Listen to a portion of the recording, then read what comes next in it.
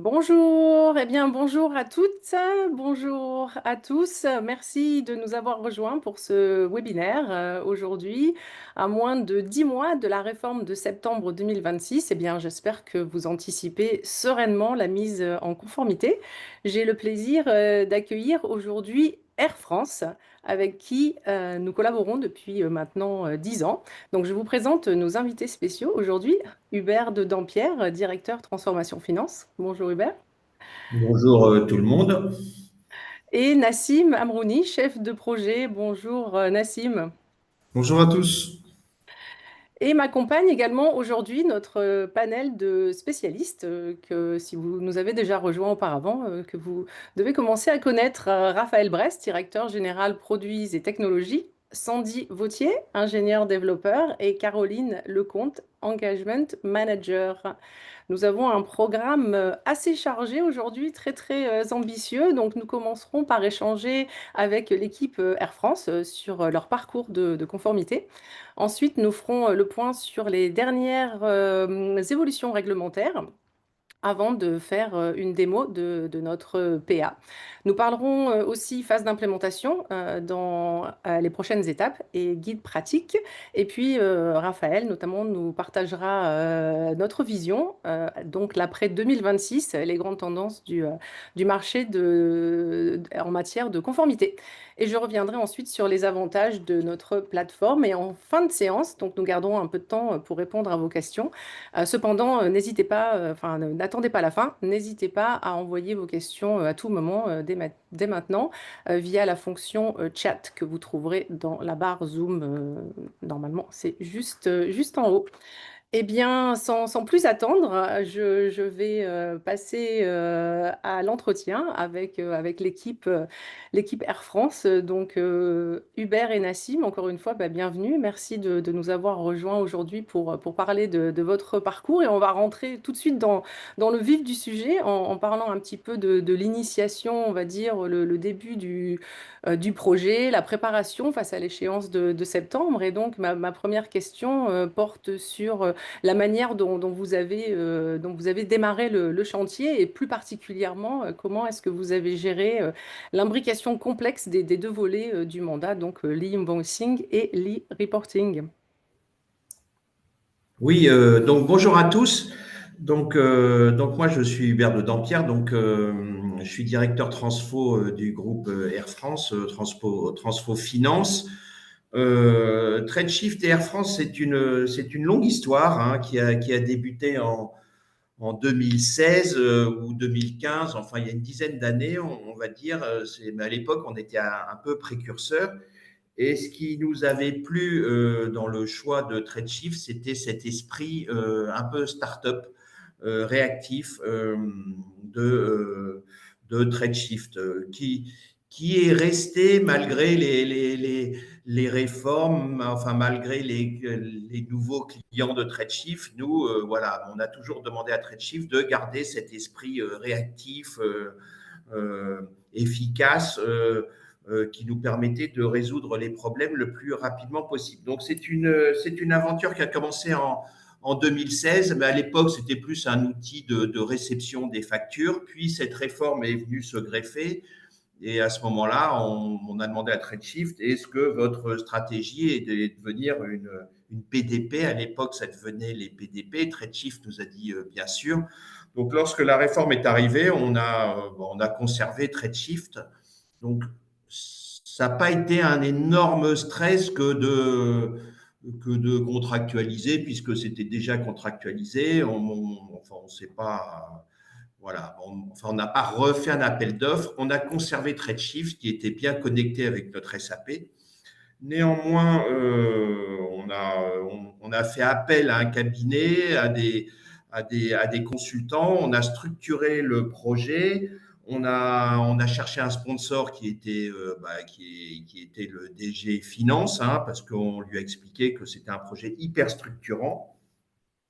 Et donc, depuis 2022, on est resté avec TradeShift et j'avoue que les choses se passent bien puisque TradeShift a été certifié. TradeShift est toujours dans la course des plateformes qui seront certifiées dans le futur, puisqu'il y a encore une petite étape à passer. Et là, pour l'instant, les choses se passent très bien avec cette plateforme qui est notre plateforme entrante.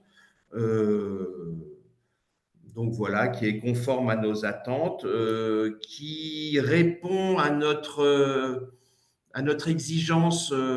Air France est une société assez compliquée. On avait besoin d'une plateforme qui soit connectée à tous nos systèmes, bien connectée.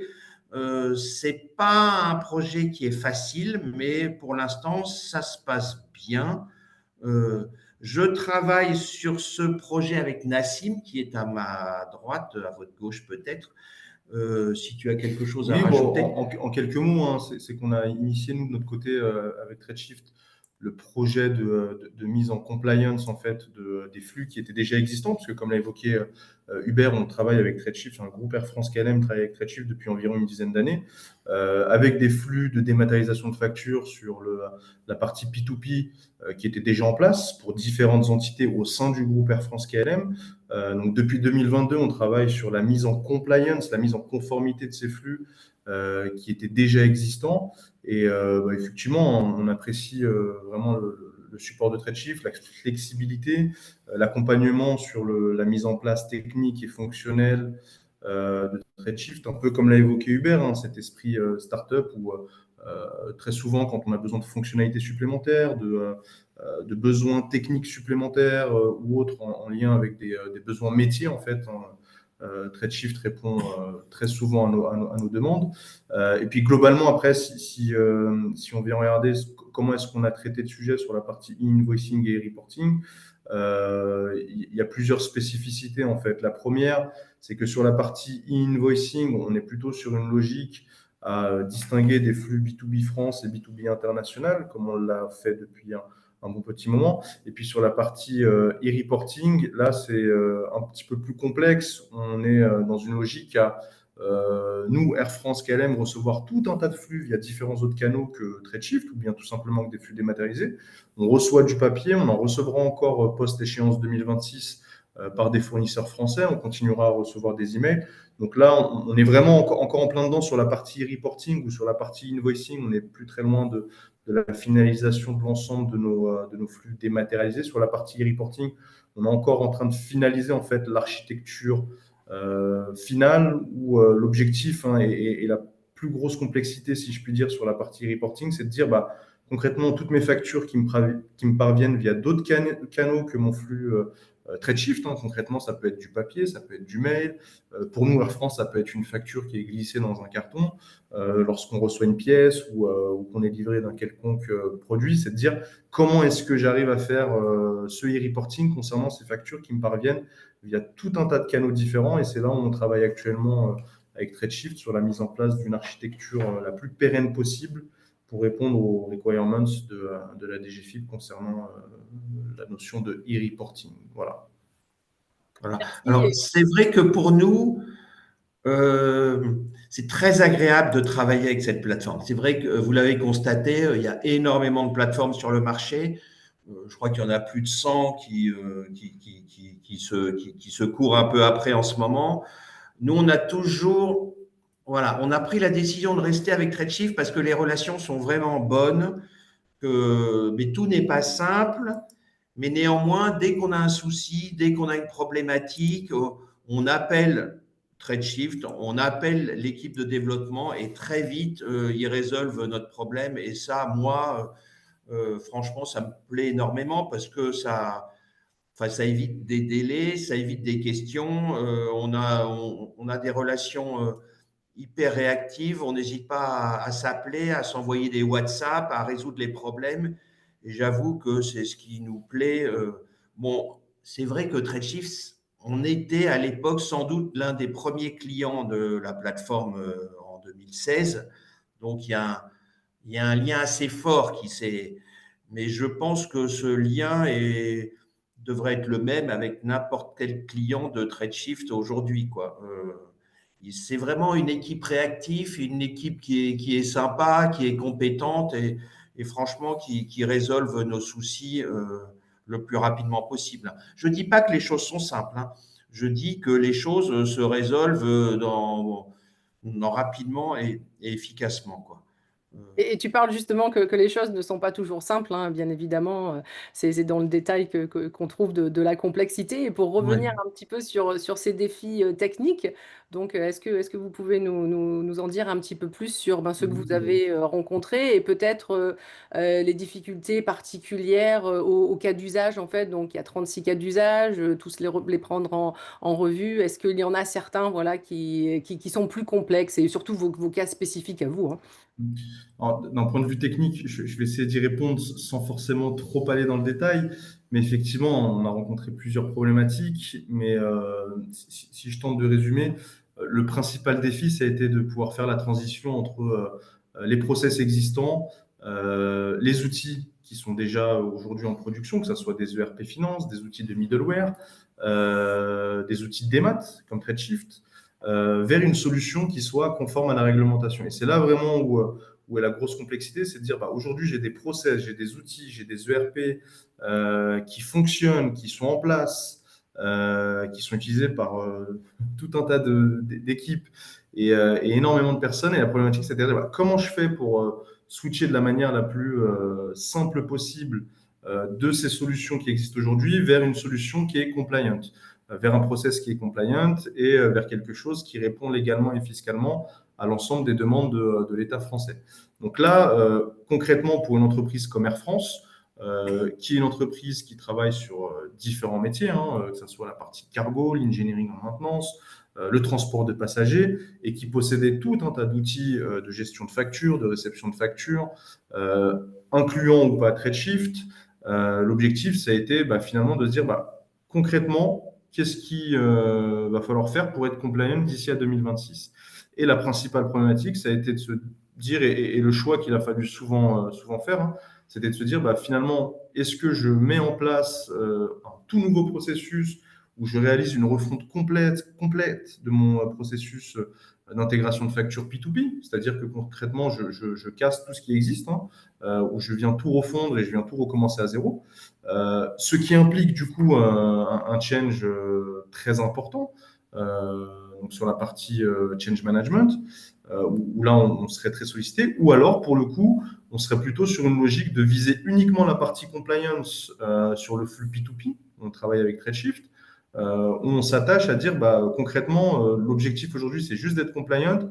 Et puis finalement, sur la partie standardisation, simplification, refonte des processus, on y va step by step et étape par étape sur l'ensemble des parcours métiers et l'ensemble des entités métiers qu'on a au sein d'Air France. Et c'est plus ou moins là où les défis les plus importants se sont présentés, ou en fonction des entités au sein d'Air France, en fonction des équipes métiers, de la manière dont elles étaient structurées, en fonction des outils, des ERP, parce qu'on a parfois des ERP qui sont d'un certain âge, hein, si je puis dire, où on a une certaine liberté d'implémenter de nouveaux flux techniquement compliant ou pas avec la réforme.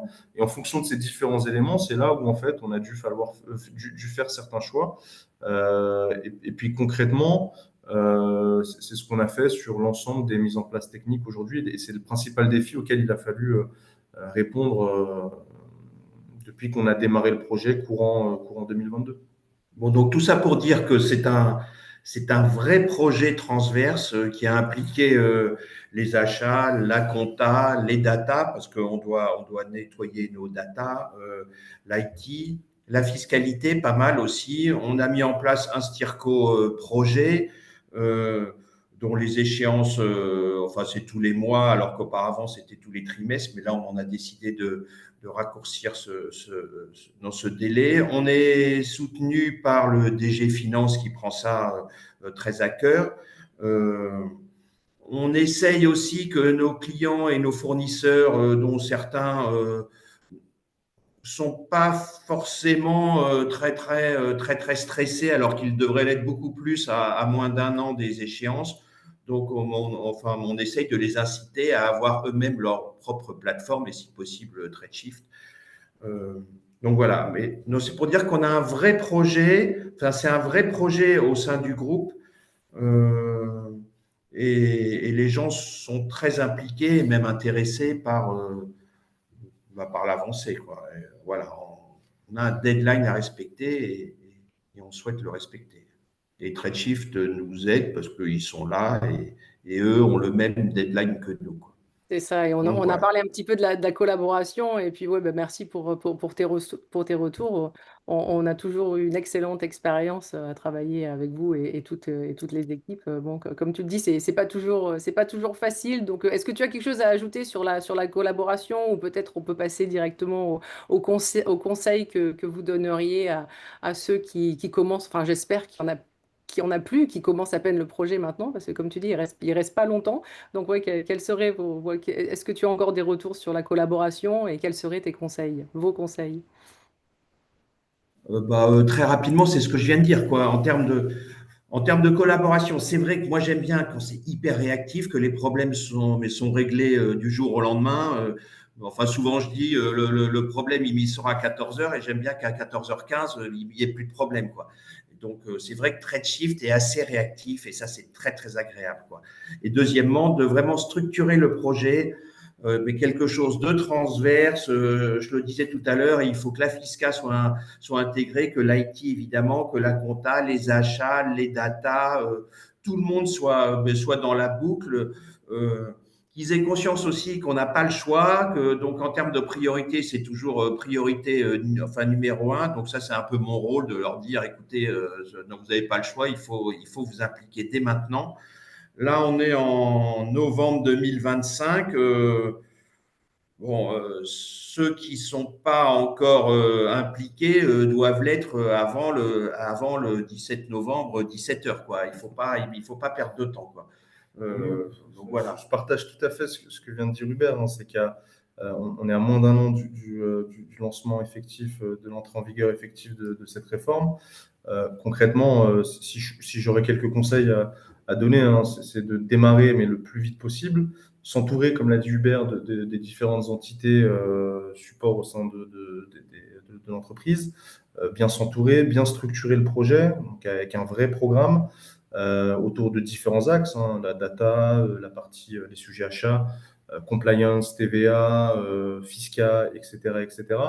Et puis surtout d'être hyper clair sur l'existant, c'est-à-dire démarrer aussi avec toutes les étapes de gap analysis, de cadrage, qui permettent de comprendre aujourd'hui où est-ce qu'on en est, où est-ce que ces entreprises en seraient, c'est-à-dire concrètement aujourd'hui comment j'envoie ma facture, quelles données sont à disposition, et quel est l'effort que je dois faire pour arriver à la cible en fait, qui est rendue obligatoire à partir du 1er septembre 2026. Quelles sont toutes les données qui ne sont pas présentes aujourd'hui, que je vais devoir intégrer dans mes systèmes d'information, dans mes ERP, dans l'ensemble de mes flux de facturation, reçus ou émis. Quels sont les efforts techniques que je vais devoir réaliser afin de pouvoir mettre en place de nouveaux flux avec cette plateforme agréée, cette PA, anciennement PDP. Donc effectivement, c'est de démarrer le plus rapidement possible, de bien structurer, d'être clair sur l'existant et sur la cible et de l'étape à franchir pour y arriver, quoi. Voilà.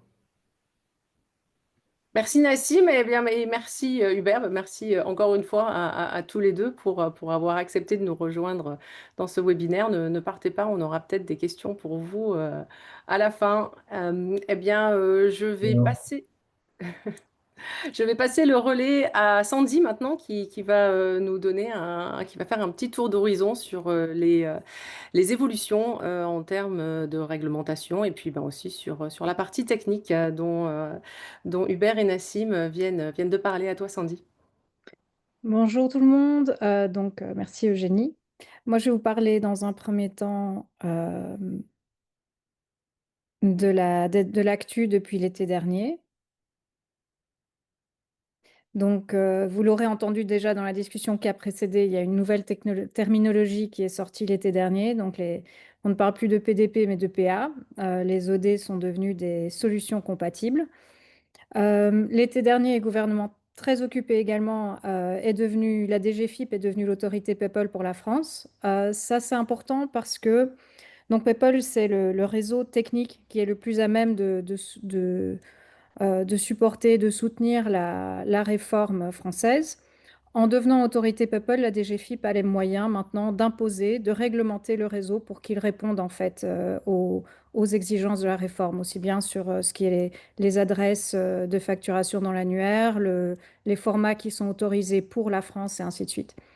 L'été dernier, le gouvernement a également publié les scénarios de test interop officiels. Donc, avec cette publication, on a enfin le périmètre exact de ce qui est attendu pour la levée des réserves. Et un guide d'audit j'en parlerai par la suite, qui a permis également de délimiter un peu quelles étaient les attentes au niveau de la certification PA qui suivra la levée des réserves. Le gouvernement a également, à la rentrée, ouvert un portail de recherche sur l'annuaire. Donc, l'annuaire était en production, mais il n'était accessible finalement qu'aux plateformes qui s'y connectaient et qui pouvaient le consulter. Maintenant, il est également en public pour tout le monde. Donc, on le voit là à droite avec les deux lignes pour Air France. Et puis la dernière, on va dire, nouvelle qui est sortie plus récemment, c'est il y a un mois à peu près, le gouvernement a ouvert le service déclaration en qualification. C'est le dernier composant technique qui manquait pour avoir un environnement complet pour la réforme. Donc, mais seulement en qualification. La production, ce sera en février. Alors, lors de notre dernier webinaire, on avait effectué les tests techniques pour se connecter à la plateforme du gouvernement et on avait effectué les tests fonctionnels de mise à jour de l'annuaire, ce qui nous a permis de mettre à jour l'annuaire, donc comme on l'a vu au slide précédent. Nous sommes parmi, donc ça c'est un slide du gouvernement qui date du début octobre, on était parmi les 48 PDP à l'époque, donc PA, à avoir complété les tests à temps pour pouvoir mettre à jour l'annuaire. Ça restera 48 jusque février, puisque toutes celles qui n'ont pas rencontré l'échéance de fin juillet n'ont pas le droit de mettre à jour l'annuaire. Donc on était en tête de peloton et notre objectif c'est d'y rester, parce que vous allez le voir, les échéances vont se succéder et on ne peut rien lâcher. Donc le prochain rendez-vous technique pour nous, en tout cas, c'est les tests interop entre plateformes agréées. On a donc, ça c'est le périmètre dont j'ai parlé cet été avec le guide des tests qui avait été publié par l'État. Donc on sait maintenant exactement quelles sont les preuves qu'on doit produire et les tests qu'on doit effectuer en matière de tests interop avec une autre plateforme. On a trouvé notre partenaire, on est en train d'effectuer les tests en ce moment. Et on les clôture fin de cette semaine. Donc c'est de l'envoi et de réception de factures aussi bien valides que pas valides et les cycles de vie associés. Les autres grands objectifs techniques, ce sont tous les tests interop avec la DGFiP. Donc, on en a déjà effectué une grosse partie, une première partie au deuxième trimestre de 2025, et on en a une autre vague en ce moment. Donc, on a effectivement clôturé déjà les tests de réception et d'intégration de l'annuaire au complet. Il faut savoir qu'on est parmi les seules plateformes agréées à avoir réussi ce passage-là, mais peut-être aussi simplement parce qu'on n'est pas tous en train de faire les tests au même moment, mais ça, c'est clôturé. Et il nous reste pour ce volet-là le test de flux e-invoicing et e-reporting qu'on entamera sitôt qu'on aura fini les tests d'interop PA. Donc tout ça va nous permettre de clôturer l'année en ayant levé les réserves.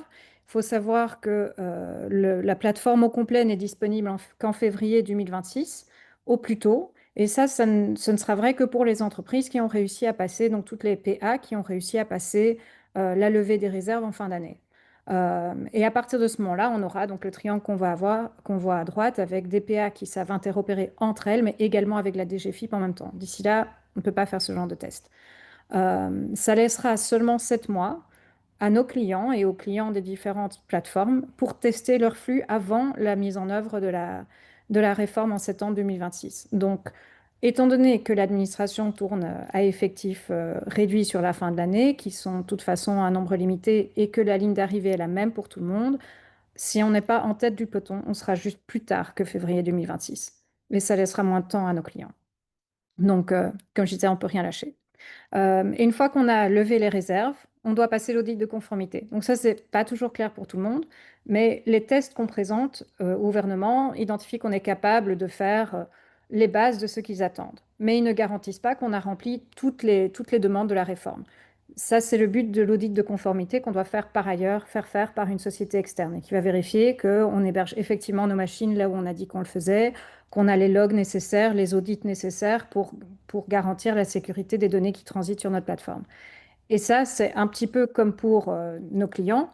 C'est un travail qu'on ne peut pas démarrer au jour où on est live. On doit le démarrer maintenant pour le préparer, qu'il n'y ait pas des grosses surprises, des modifications d'architecture qui nécessitent de réécrire une partie de notre solution en cours de route.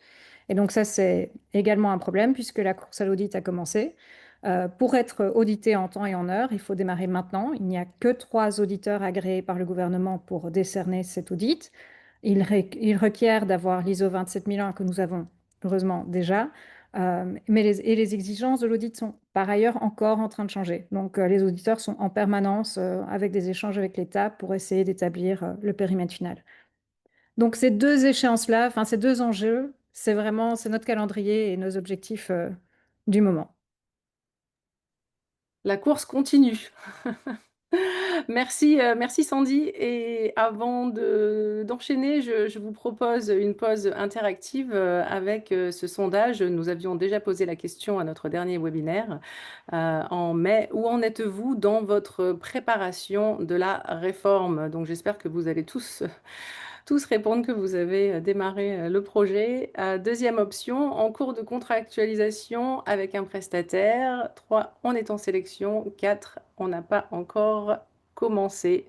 À vos clics, on va attendre vos réponses. Merci d'avance pour votre participation.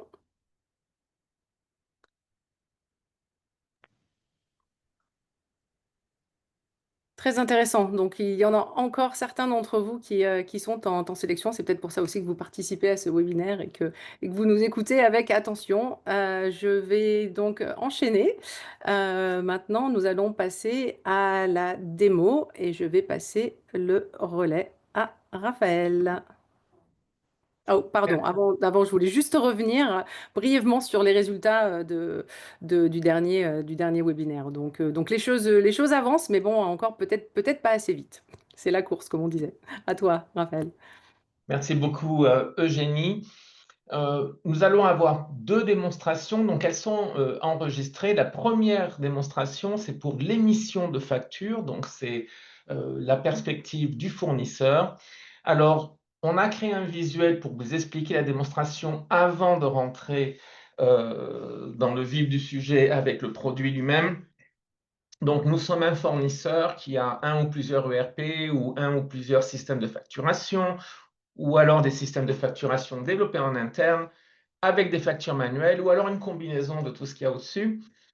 Déjà, la première chose, c'est qu'on va récupérer la facture qui vient de l'ERP. Imaginons que le fournisseur utilise un ERP, donc on va récupérer la facture de son ERP. Si on utilise une API, dans ces cas-là, ce sera un format JSON, mais sinon, on accepte tous les formats. On supporte aussi la plupart des protocoles de communication. Donc, Sandy a déjà parlé de PayPal. Nous sommes PayPal Access Service Provider depuis 2014. Donc, ça fait plus d'une dizaine d'années en fait que ThreadShift et surtout la partie Babelway de ThreadShift, qui est notre partie middleware, je peux fermer cette fenêtre, supporte PayPal, mais nous supportons d'autres protocoles de communication.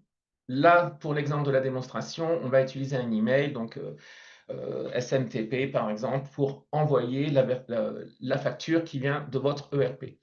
On supporte beaucoup de formats. Donc là, vous avez les protocoles de communication. Ensuite, vous avez tous les formats. On peut prendre pratiquement tout pour ensuite les transformer en factures conformes qu'on va soumettre au gouvernement et ensuite qu'on va transmettre à la plateforme approuvée réceptrice. Donc, tous les formats. Pour l'exemple ici, aujourd'hui, on va utiliser un JSON, comme on verra ça dans le produit. Donc, c'est un format qui vient d'un ERP. On en a beaucoup. On a plus de 110 000 canaux sur Babelway. Donc, on est quand même dans ce business d'échanger beaucoup de documents depuis longtemps. Et ici, on a listé d'autres formats qui ne sont pas forcément là, mais on peut prendre des PDF, on peut prendre même des feuilles Excel, et on peut donc les transformer en format du socle, au moins un des 3 formats du socle. Pour cette démonstration, on transformera le JSON vers du UBL, Universal Business Language, qui est un des formats du socle, qui est mentionné ici. Et il y aura une transformation, on ne va pas rentrer dans tous les champs de la transformation, mais au moins on expliquera ça. Et une fois que la facture est prête, qu'elle est conforme, qu'elle est bien mappée, on va l'émettre et on verra tout le processus du fournisseur qui envoie sa facture en attachement dans un email, qui passe par un processus de transformation et qui est publiée et émise, pardon, et qui aura donc le statut émise par la plateforme et qui sera émise vers la plateforme approuvée de l'acheteur, et ça peut être bien sûr TradeShift. Alors, on va rentrer dans le vif du sujet. Je vais partager mon écran pour vous montrer cette démonstration. Je vais enlever cette fenêtre peut-être ici, voilà. Donc, le fournisseur qui veut travailler avec TradeShift pour émettre des factures vers ses clients, donc aura un profil sur notre plateforme. À partir de ce profil, en fait, ça le permet, nous, d'avoir le compte pour le middleware qui s'appelle Babbleway.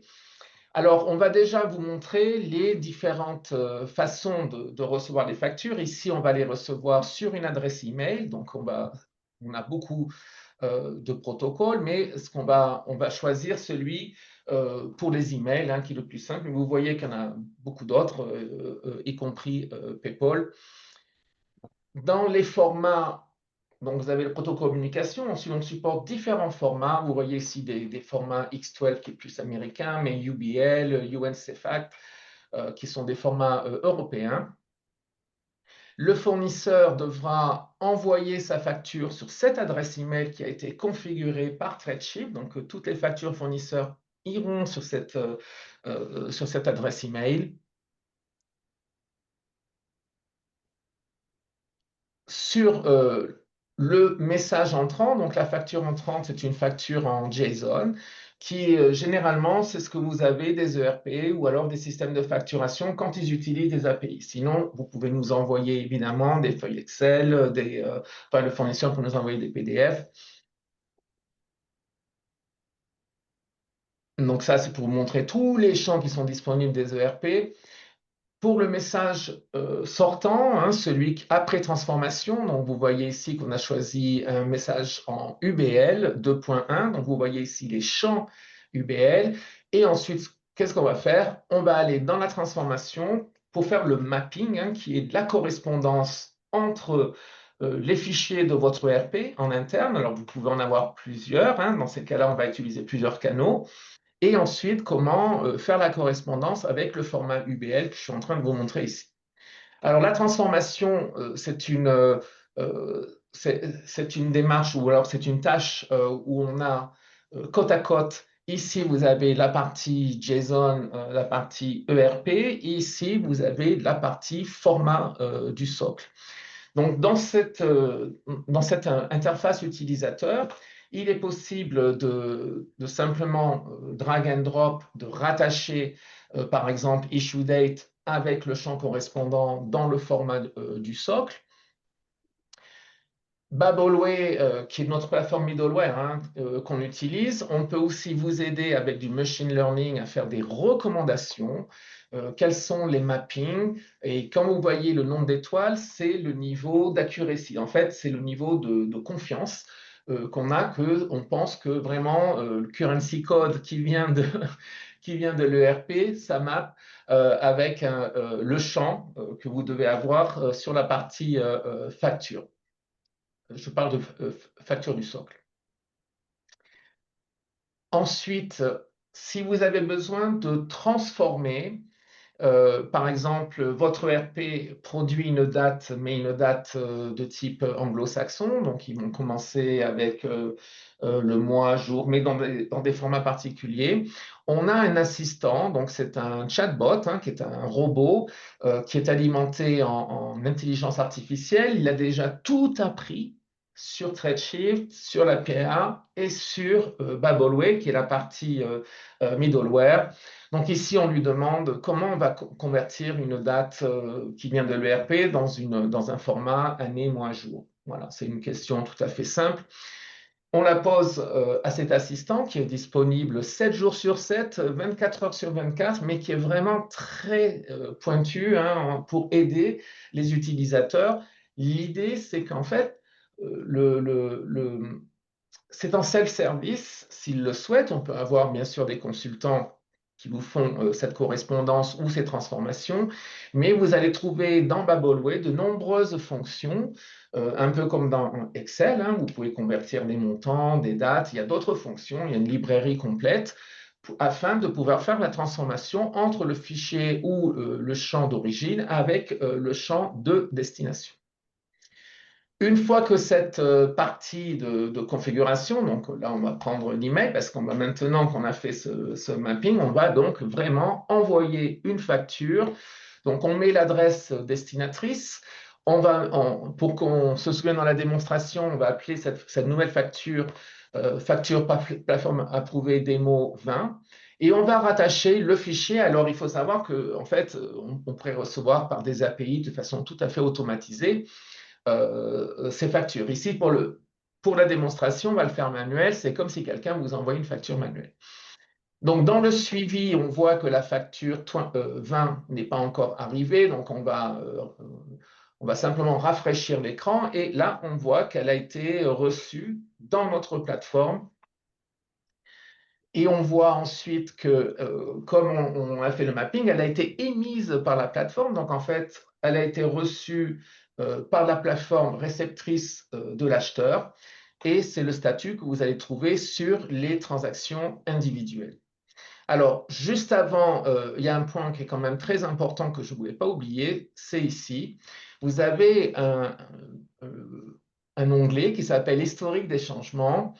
Et vous savez que dans la réforme, on a des factures classiques, mais on peut avoir des avoirs, on peut avoir des notes de débit. Alors ça, c'est nouveau hein, dans la comptabilité, je dirais, anglo-saxonne, c'est très pratiqué, mais dans le modèle latin, qui est le système un peu qu'on utilise en Europe, hein, on n'a pas de notes de débit, mais là, c'est introduit. Et on a aussi des factures correctrices.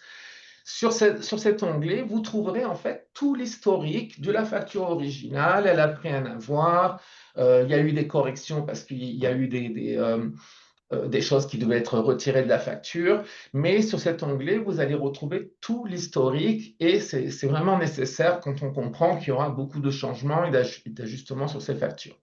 Voilà, cela conclut la démonstration que je voulais vous montrer de Babbleway. On peut revenir sur le slide, Eugénie, et je vais arrêter de partager mon écran. Voilà.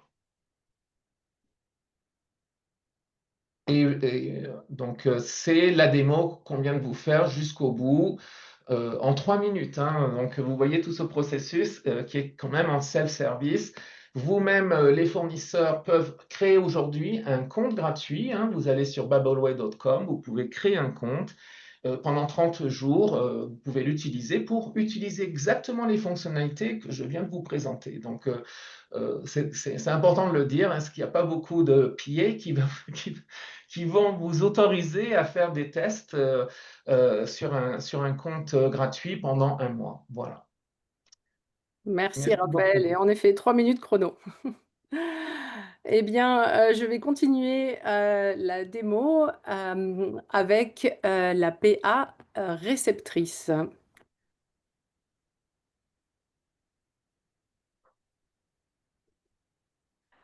Donc, je représente ici l'acheteur et je vais décrire le cas d'usage nominal, mais bien sûr, nous gérons tous les cas d'usage. Donc, nous voici dans l'écran de réception, ici. Et c'est ici que l'acheteur donc retrouve toutes ces factures d'achat. Euh, on va aller dans le détail et je vais faire arrêt sur image donc pour revenir sur l'historique des changements hein, qui apparaît dans cet onglet-là, donc toute la piste d'audit de la facture. Et donc, c'est bien la PA réceptrice qui crée le statut mise à disposition, donc après réception. Et donc, voilà pour le flux de réception qui somme toute, en fait, va rester assez simple pour l'utilisateur. Je fais un petit arrêt ici pour bien faire la distinction entre la réception et le traitement de la facture. Donc, comme vous avez vu, le statut de la facture, comme est défini par la réforme, est bien indiqué. Et ici, maintenant, on va initier le traitement de la facture. Donc, nous entrons donc dans la partie vraiment valeur ajoutée de TradeShift. On parle ici du circuit de validation où TradeShift effectue tous les contrôles selon vos règles métiers. Donc, j'insiste bien, je refais un petit arrêt sur image. Donc, c'est cette notification-là. euh, décrit vos règles métiers. Donc, en l'occurrence, ici, on parle d'un contact qui n'a pas été renseigné. Donc, ici, là, sur la gauche, nous voyons bien donc, nos champs de la facture normée. Donc, la facture, évidemment, nous recevons tous les formats du socle, donc UBL, C2I ou FactureX. Donc, ces champs seront ici non modifiables, bien évidemment, parce qu'on ne peut pas modifier une facture normée et conforme. Et sur la droite, ici, donc, apparaît le lisible. Donc, nous allons revenir à notre notification. Donc, il manque ici le contact pour la commande donc, que je vais ajouter avant d'envoyer la facture. Mais avant cela, je voulais vous montrer les lignes. Donc, ici, on peut faire un rapprochement des lignes avec le numéro de commande en l'occurrence. Donc, ici, je vous montre quelque chose qui est fait manuellement, hein, mais c'est quelque chose qui peut tout à fait être automatisé. Je vous montre ça en manuel pour illustrer toutes les fonctions de la plateforme. Donc voilà, donc ici on a assigné le numéro de commande à toutes les lignes pour que ça puisse être traité. Et je vais revenir donc sur ma notification ici. Donc il manquait le contact pour cette facture que je vais renseigner ici. Donc, avant de valider et d'envoyer la facture à l'étape suivante. Donc ici, l'étape suivante va permettre le rapprochement effectif de la facture avant intégration automatique dans l'ERP, donc dans l'ERP de l'acheteur. Et donc, on voit ici que la facture est verrouillée. Et je vais pouvoir revenir sur la vue d'ensemble, ici, pour voir tous mes documents, donc toutes mes factures et surtout voir tous les flux conformes parce qu'évidemment, il restera des flux qui ne sont pas assujettis à la réforme, donc pas soumis à la réforme et donc qui apparaîtront ici aussi. Donc, on fait bien la distinction des flux conformes et non conformes. Donc, l'acheteur ici a suivi la facture depuis la réception jusqu'au traitement et garantissant ainsi la traçabilité complète requise par la réforme. Donc, voilà aussi en 3 minutes chrono, j'espère. Et je vais repasser alors la main à Caroline, si je peux récupérer mon écran.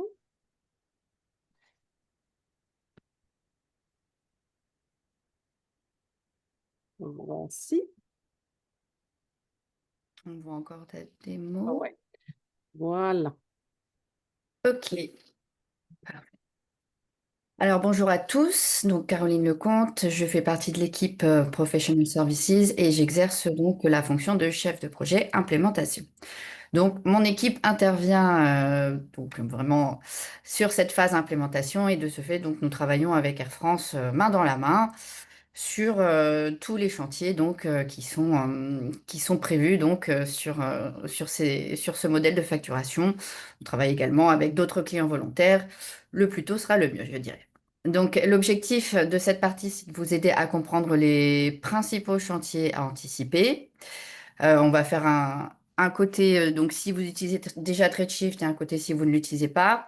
Donc, si vous utilisez déjà TradeShift, du côté technique, il faut prévoir donc l'actualisation des documents qui préexistants en mandat, hein, donc évolution sur la facture, sur l'avoir. Il va falloir prévoir donc de nouvelles intégrations pour des nouveaux types de documents, par exemple l'autofacturation, la facture rectificative. On va devoir aussi intégrer donc les nouvelles données fiscales qui nous sont demandées par le gouvernement, donc dans tous vos documents. On va devoir aussi ajouter les champs associés donc, au cas au cas d'usage, donc 36 cas d'usage que le gouvernement a publié. Donc, il faudra étudier donc, avec les équipes techniques et les équipes métiers quels sont les cas d'usage donc, qui rentrent dans votre périmètre pour pouvoir bien prévoir les champs associés pour les recevoir ou pour les envoyer. Voilà. On doit aussi prévoir donc la construction de nouvelles interfaces, donc toutes nouvelles, celles-là, pour le flux e-reporting. Et donc, évidemment, côté technique, il faudra prévoir de nombreux tests d'intégration avec Redshift et avec vos clients pilotes ou vos fournisseurs pilotes, donc selon ce que vous avez donc en périmètre chez nous. Pour la partie ressources métiers, donc mobilisation, il va falloir donc prévoir de revoir donc, le processus actuel. Par exemple, donc pour ceux qui connaissent Redshift, on a donc cette fonctionnalité qui sont les BFR, donc les règles de gestion. Aujourd'hui, on peut relativement facilement bloquer le fournisseur et donc transmettre des messages d'erreur pour qu'il puisse indiquer donc les données métiers attendues. Dans la nouvelle réforme, on va devoir faire évoluer donc ce fonctionnement comme la démo a pu vous le montrer. Donc, on va recevoir les documents, mais on va mettre en place donc des solutions d'enrichissement si souhaité, ou jouer avec donc le cycle de facture avec les statuts pour pouvoir recevoir donc les données correctes. Pour donc les cas d'usage, je l'ai mentionné aussi. Donc il faudra du côté métier étudier donc les cas d'usage pour savoir ceux qui sont dans votre périmètre et ensuite donc transmettre à vos équipes techniques donc les champs associés pour les inclure dans vos formes. Et donc, il faudra aussi prévoir toute une panoplie de tests métiers aussi, et tests donc end-to-end, hein, du début à la fin, technique et métier ensemble, hein. Donc, ça, c'est un projet, comme Air France l'a dit, transverse, où on a plusieurs équipes mobilisées pour ce projet. Oui, parfait, merci. Donc, pour ceux qui n'utilisent pas encore Redshift ou qui n'auraient pas commencé, il faudrait donc, dans un premier temps, essayer de mobiliser donc une équipe dédiée, hein, comme Air France vous l'a dit. Donc, on a plusieurs types de départements qui interviennent donc dans ce projet. On se réfère aux équipes fiscales, on a les équipes métiers, business, compta qui connaissent donc les différents types de factures et avoirs qu'on reçoit. Et on a les équipes techniques, informatiques qui viennent intégrer donc ces documents dans vos systèmes comptables. On doit aussi cadrer donc le périmètre fonctionnel. Donc ici, savoir si on s'occupe donc d'un flux B2B, B2G, et savoir donc peut-être avoir à les organiser par lot en fonction de la priorité, du volume de documents que vous envoyez.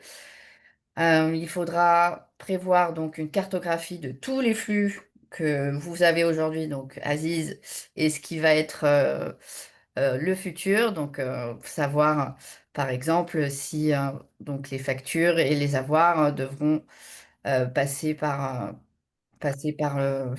comment dire, par la plateforme, mais également aussi être envoyés donc vers différents clients. Donc, il faudra bien comprendre comment tout ça s'intègre.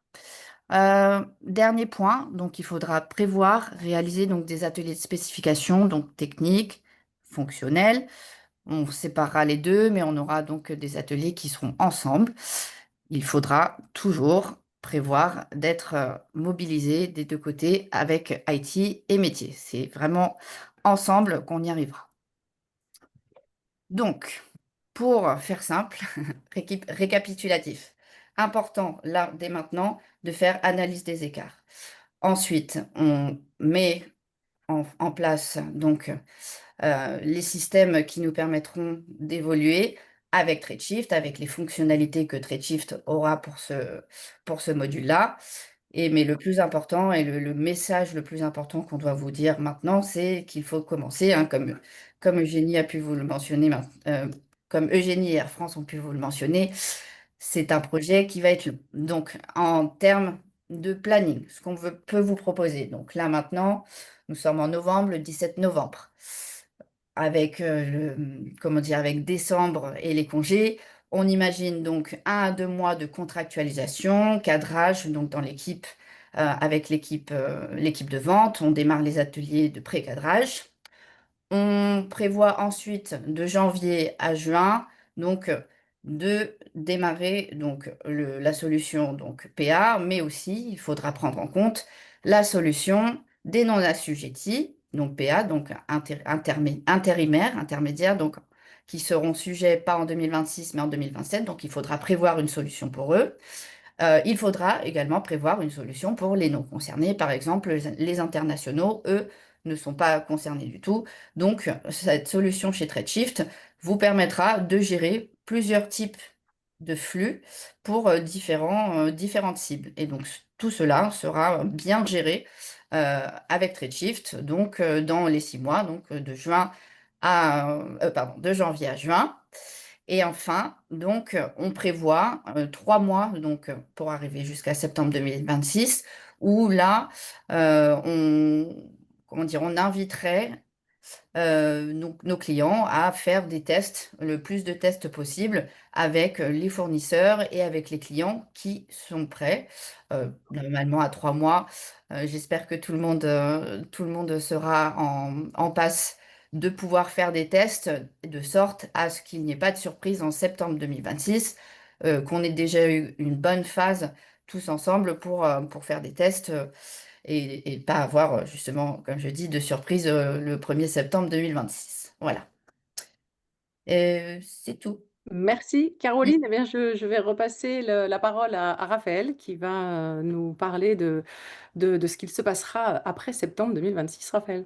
Oui, donc si on passe voilà, au visuel suivant, donc on a déjà aussi résumé ce qui s'est passé entre mai et aujourd'hui, hein. Le but de ce slide, c'est pas de le lire en détail, évidemment.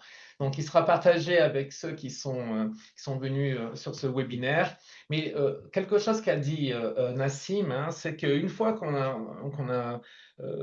a vérifié la conformité, qu'on arrive donc à traiter les factures entrantes et sortantes en émission ou en réception de factures conformes au gouvernement, en fait,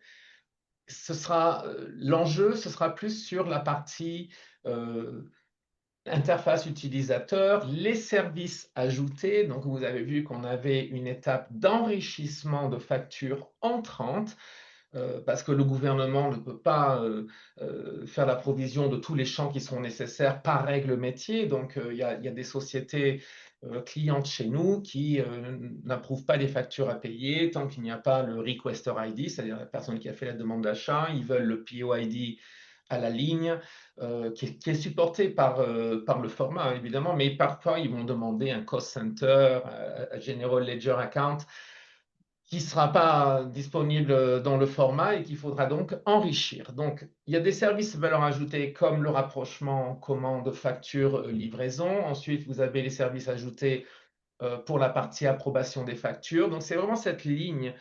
Et il y aura peut-être une consolidation du marché entre les plateformes approuvées sérieuses et peut-être qu'il y a d'autres candidats qui auront besoin d'avoir peut-être des équipes un peu plus développées ou qui ne pourront pas adresser des scénarios plus compliqués. Donc, vous allez retrouver ce slide dans la documentation lorsque on vous enverra le contenu. Si on passe maintenant au niveau européen, donc on voit qu'il y a d'autres pays qui ont annoncé des mandats. Alors, il y a eu ce qu'on trouve qui est très commun entre ces pays, c'est qu'ils repoussent un peu les dates, mais ça arrive, hein. Donc, là, ici, j'ai positionné la Pologne et l'Espagne, et ça reste encore c'est une bonne pratique en Allemagne, mais ce n'est pas obligatoire.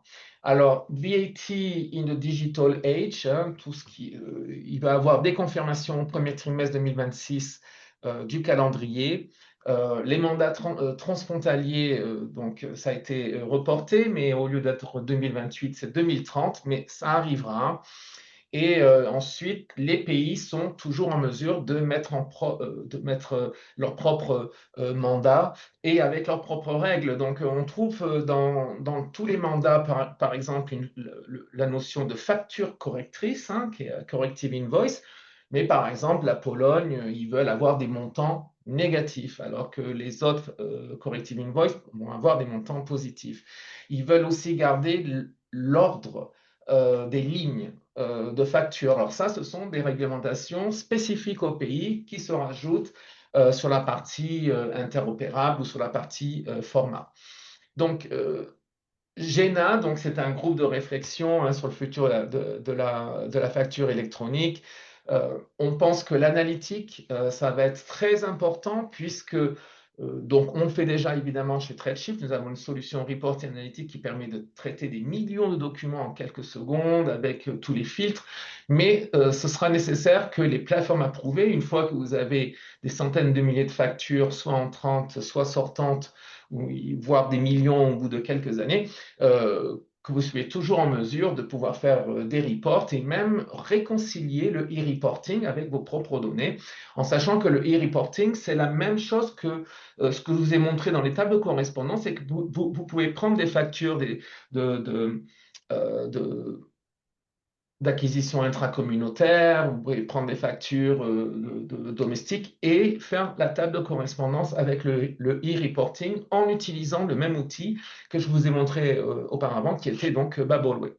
Maintenant, si on élargit au-delà de l'Europe, ça continue au niveau mondial. Donc, si on passe au visuel suivant, donc ici, on n'a pas mis tous les pays, hein, puisqu'il y en a presque, je pense que maintenant on est proche de 40.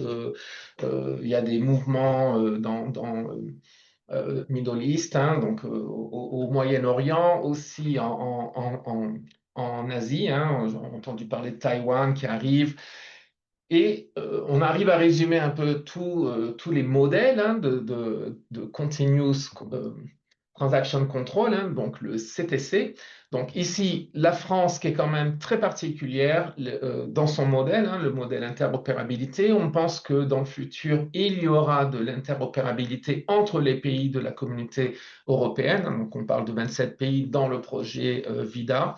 Mais aussi, il faut savoir que bon, peut-être que ces schémas ici ont l'air complexes, mais pour nos clients, hein, c'est as a service. C'est-à-dire que quelle que soit la complexité qui est nécessaire pour atteindre un niveau de conformité dans tous ces pays, nos clients, n'ont pas à s'en préoccuper. C'est notre travail de vous rendre ça simple et d'être en fait en conformité réglementaire dans tous ces pays.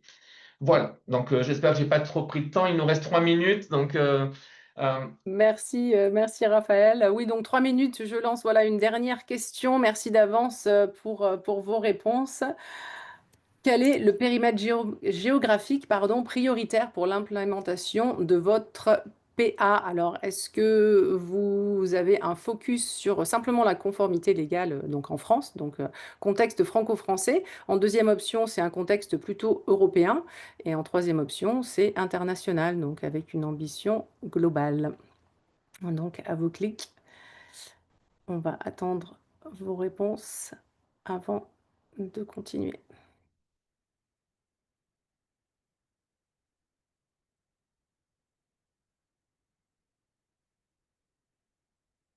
Oui, donc majoritairement quand même dans un contexte français. Merci, merci pour vos réponses. Je voulais revenir brièvement sur les points forts, les avantages de notre plateforme. Donc Raphaël, on a parlé vraiment très très rapidement, 10 millions de documents par mois, entre 150 000 entreprises, 200 pays, 27 langues. Donc on est conforme dans 69 pays, dont 12 dans un contexte de clearance. On a parlé de PayPal que l'on fait depuis 2014. Donc voilà, donc bien plus que la conformité, hein. Nous sommes fiers d'avoir établi un écosystème complet et aussi donc fiers de la technologie IA que nous mettons en place pour faciliter tout ça. Il nous reste 1 minute. Alors est-ce que nous avons des questions? Alors, nous avons eu des questions dans le séminaire. Je pense qu'on a répondu à la plupart, mais sinon, on reviendra vers vous, hein. On sait qui a posé la question. Et je pense que toutes les questions, il y en a encore quelques-unes. On va peut-être redonner la parole peut-être à Nassim et Hubert pour clôturer. Oui. Si vous avez voilà, d'autres commentaires ou peut-être une question sur les tests et les bêtas que vous faites entre Tradeshift et PA. Nous, pas forcément, hein. Bah, voilà, tout ce qu'on attend concrètement, c'est que, on espère que TradeShift sera au rendez-vous, comme c'est déjà le cas aujourd'hui, et jusqu'en septembre 2026, et même du coup pour le futur aussi également. Mais sinon, on n'a pas Non, forcément mais d'autres questions. rien de particulier. C'est vrai qu'il reste un petit bout de chemin, mais on est là en toute confiance avec une plateforme avec laquelle on travaille depuis 10 ans, donc il n'y a pas de raison que les choses changent. Voilà. Et on attend toujours la réactivité et ce travail en équipe qui nous caractérise. Mais c'est vrai qu'on n'est pas encore au bout du chemin, mais les choses se présentent plutôt bien. Donc, Merci, merci encore Hubert et Nassim. Avant de clôturer, donc si vous scannez ce slide, vous pourrez avoir accès à l'exemplaire du grand benchmark des PIA où Tradeshift a bien été inclus. Et surtout, avant de vous déconnecter complètement, il y a un petit sondage de feedback qui s'ouvrira après fermeture de cette fenêtre. Merci de prendre 30 secondes pour partager votre opinion. Nous les prendrons en considération pour les prochains webinaires. Merci encore à vous tous. Je vous souhaite une bonne fin d'après-midi et je vous dis bon courage pour les chantiers PA et à très bientôt. Au revoir. Au revoir. merci. Au revoir.